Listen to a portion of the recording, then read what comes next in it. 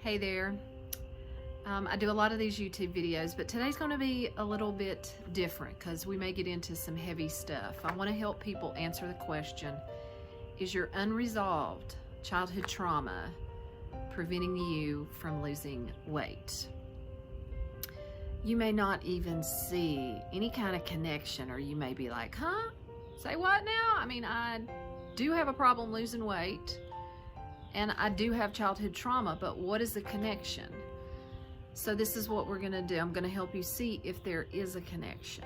So what you need to do is, I'm gonna ask you 5 or 6 questions, and we're gonna just go through these, and you can either pause the video and answer the question, or you can watch it all the way to the end. And what I'm gonna do is put the questions in the description below. So if you're looking at this on a laptop, you can scroll down and see the questions in the description. So you may want to watch the whole video from beginning to end and then go back and answer the questions. It's up to you, or you can pause as we go through the questions. But the first thing I want you to do is think back to your childhood, and I want you to make a list of the traumas that you suffered. Now, here's where a lot of people think, oh no, I had a great childhood, you know, there's no connection. But trauma does not necessarily have to be something huge. It could be something very small. It could be a small trauma. Also, traumas can be physical, but they can also be emotional. All right, so if you aren't sure if something was a real trauma, go ahead and write it down. Okay, when in doubt, it's a yes. All right, let me give you some examples to get you thinking. How about being attacked by a dog when you were a young child? Or maybe having to have a surgery when you're a young child.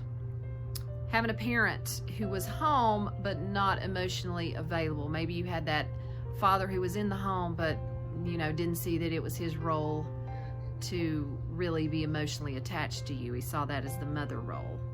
How about not having money to do things like other kids, having to say no to activities or teams or camps or things because your family couldn't afford it? Or being a military family who moved around all the time, so you had to constantly make new friends and learn how to fit in. Being bullied, being cut from a team, being the only kid in kindergarten who wore glasses, being teased for the way you looked or how you were different. All these things can be what we would consider trauma. Now, big traumas you might can think of. Things like having a mentally ill parent, or maybe a parent who was handicapped or ill. Divorce, super common. If you went through divorce, even though 50% of all marriages end in divorce, doesn't mean that it's not a traumatic experience for a kid. Or even if you saw it as a good thing, like my parents needed to get divorced, doesn't mean that it's not traumatic for you. Put that down. And certainly something as big as the death of a family member. That would be what we call a big trauma. So look for events that, even if you have blocked them out, okay, that's a definite sign of trauma. But also another sign of trauma would be, I sort of remember that, but I don't remember but bits and pieces of it. That is probably also a sign that that's a traumatic event. So you want to take a moment, write all those things down, and then go back and put, what age were you approximately, if you can remember? What age was I when I went through these traumas? The next question you want to ask yourself is, if I close my eyes and put myself back in those shoes, how did it make me feel? What were the feelings and emotions that were attached with those traumas? And then ask yourself, what was your response to these? How did you deal with them? How did you cope with them?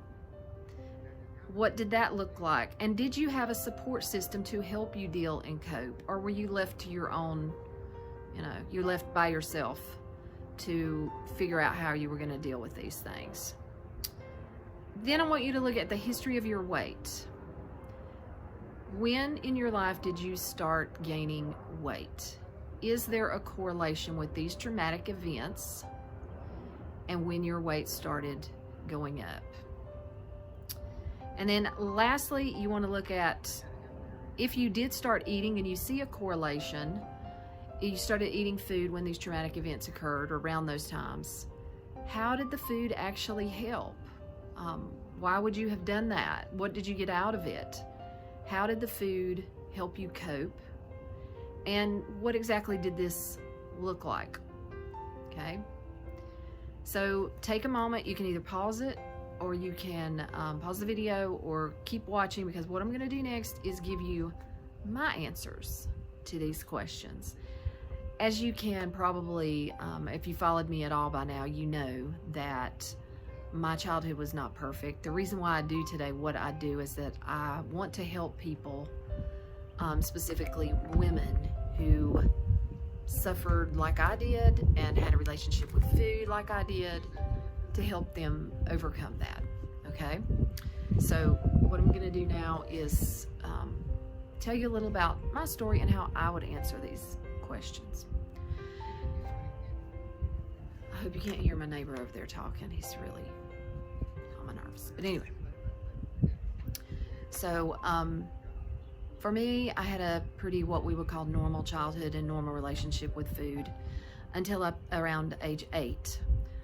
When I was 8, my mom had a grand mal seizure right in front of me, and my brother, who was 10 at the time, and almost died right in front of me.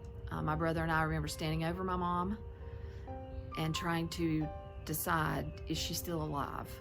Because she was unresponsive. And ultimately, long story short, she did survive. She spent over a month in the hospital, and they thought 2 times she was going to die. She coded 2 times, but ultimately did survive, but was away from me I was 8, so she was in the hospital for over a month, 2-3 hours away from me, so I didn't get to see her.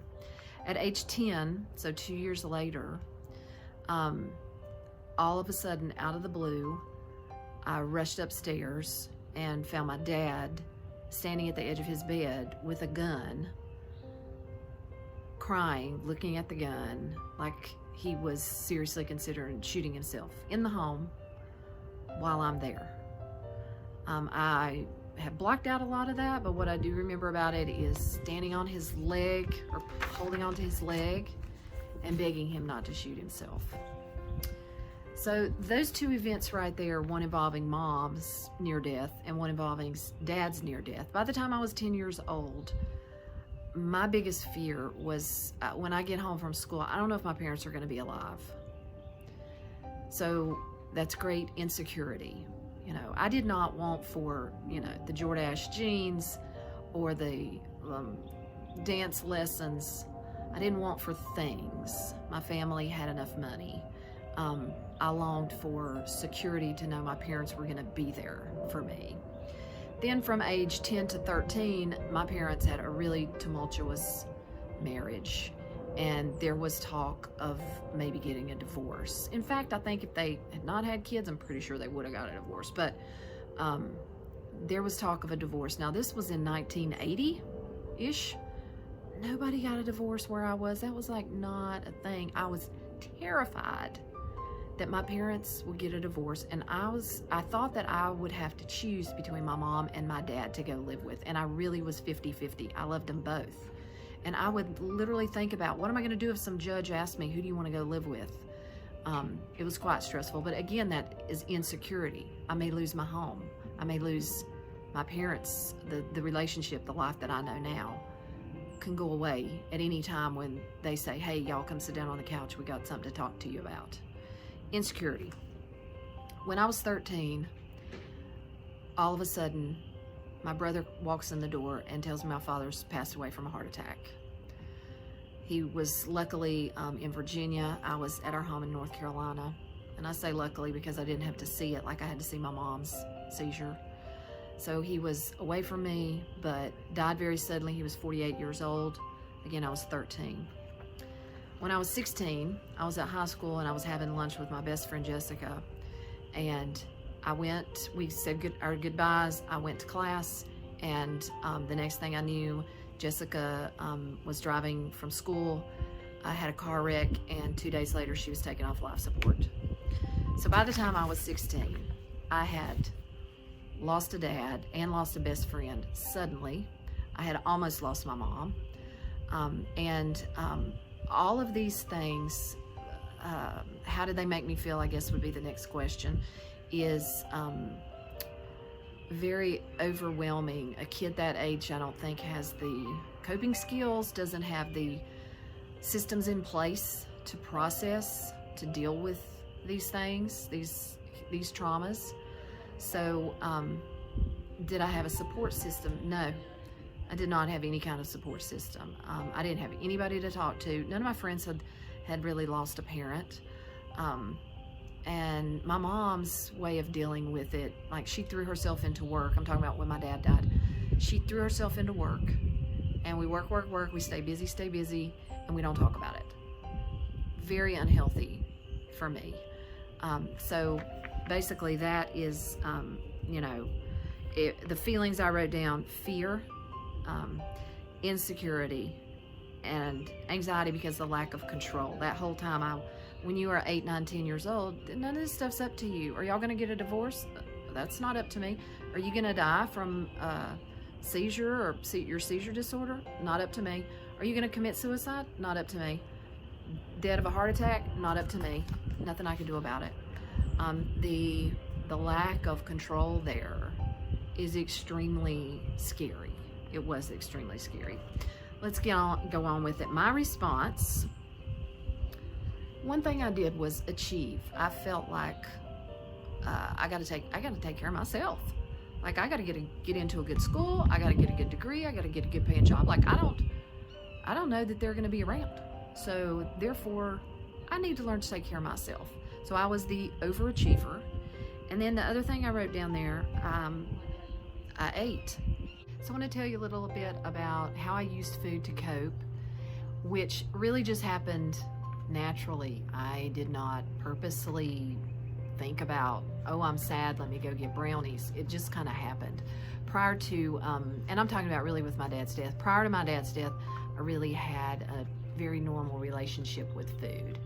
And I can pinpoint the actual day that my dysfunction with food began. It was about 2 days after my dad had passed. And in the South, when someone dies, they bring food. Everybody brings food. And this was like a tragic thing, in my small town.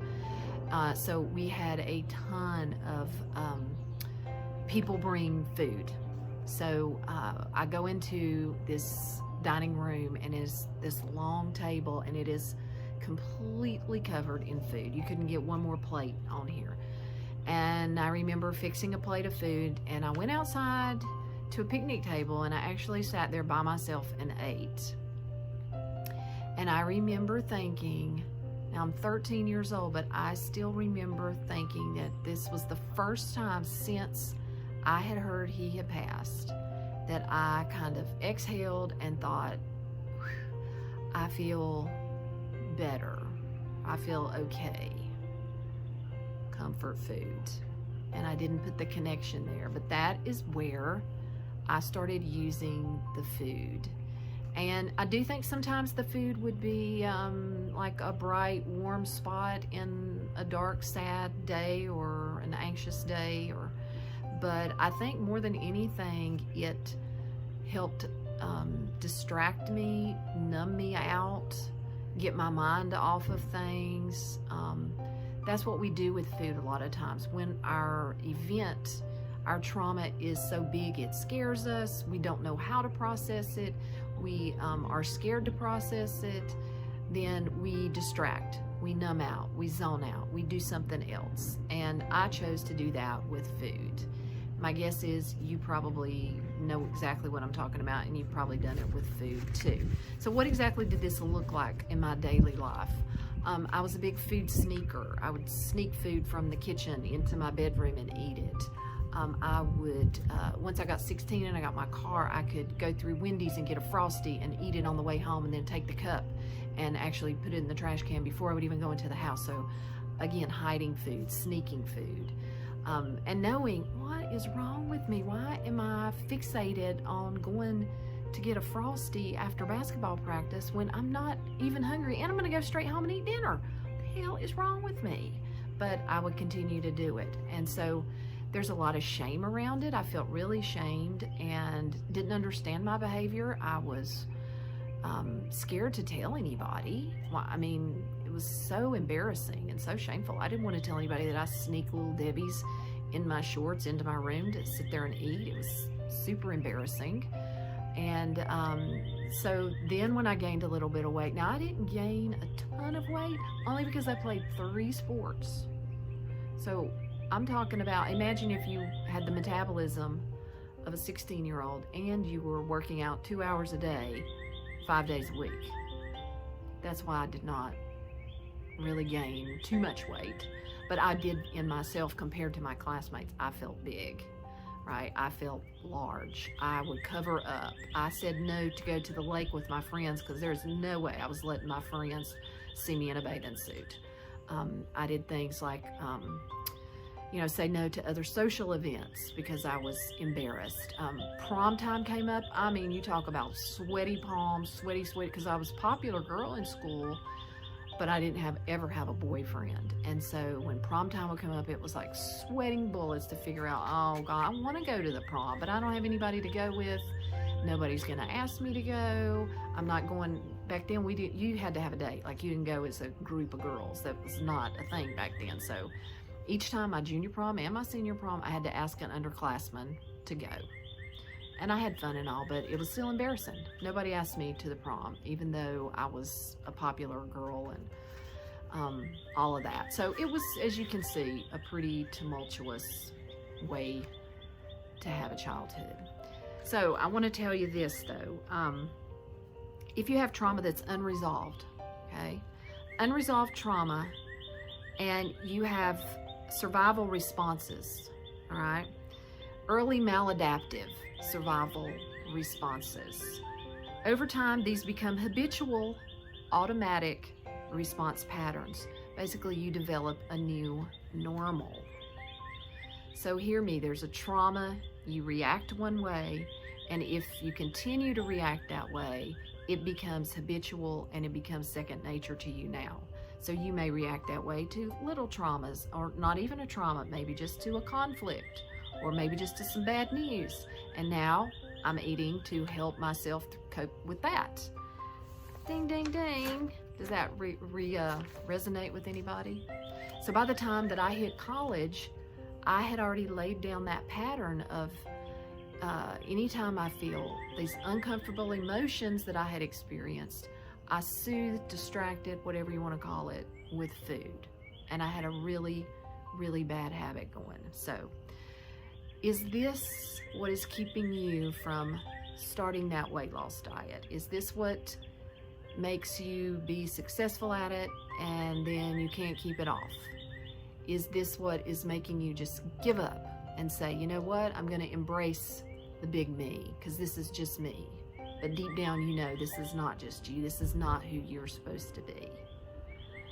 That is what I'm wondering. So I want you to do, normally I come out with, all these to-do lists and here's how you turn these things around, but I don't think I need to tell you, you don't turn this around by watching a YouTube video.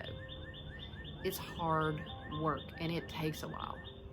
All right, so what I'd like for you to do when you have these questions answered, if you want to talk to me about your questions and answers, I'm going to put a link to my personal calendar down in the description. So you got to go on YouTube and look in the description of the video and you will see a link to my personal calendar. I want to extend an invitation. If you're still watching this video, then you get this, and you are the reason I do what I do.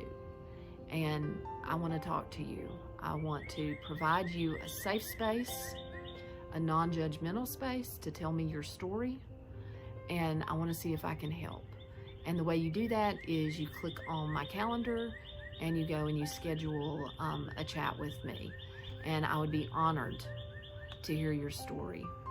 All right, so that is it for this week and or for this video. Please like if you got something out of this video, and I'll create more content like this. All right, till next time, take care.